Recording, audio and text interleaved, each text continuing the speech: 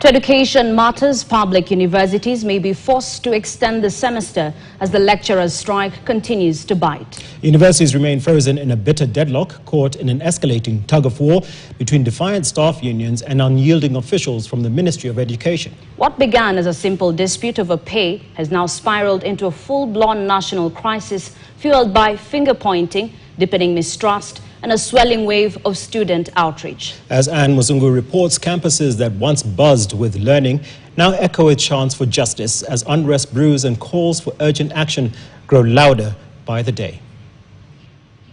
And the strike will continue until we get 7.9 billion. The university staff strike shows no sign of easing as tension between the union and the Ministry of Education, now stretching into a month, continues to paralyze learning as a huddling position between unions and the Ministry of Education deepen.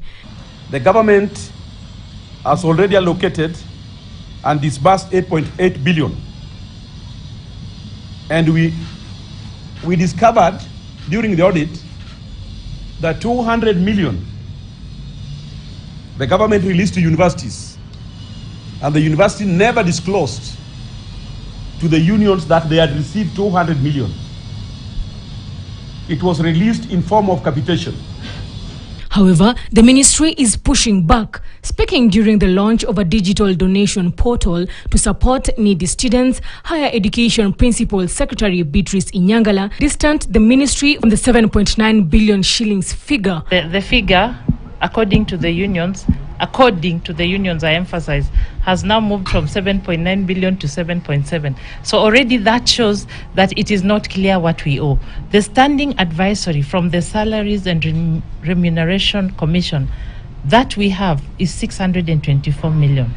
That explanation has not gone down well with the union leaders. They have slammed the ministry's directive, accusing it of muddying the waters with misleading figures and deliberately distortion of their claims. What we are doing at the moment is to collect data from the universities, because universities do acknowledge that some of this money has actually been paid out.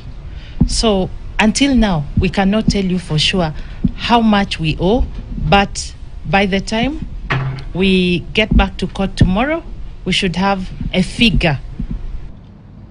They are now confirming to the public that they were giving the government inaccurate data.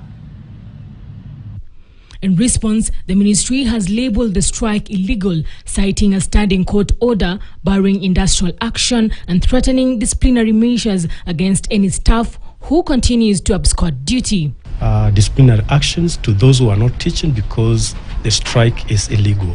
Meanwhile, students in various universities have joined the fray, escalating the month-long university standoff. The involvement adds new tension to an already heated dispute.